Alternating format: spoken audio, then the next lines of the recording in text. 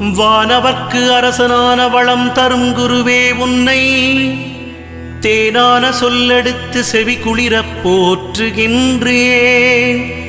காணாத இன்பம் யாவும் காண நீ வழிவகுப்பாய். மீனமும் தனுசுமுந்தன் மேலான வீடதாகும். பொன்னிறமுல்லையொடு புஷ்பராகத்தை ஏற்றாய்.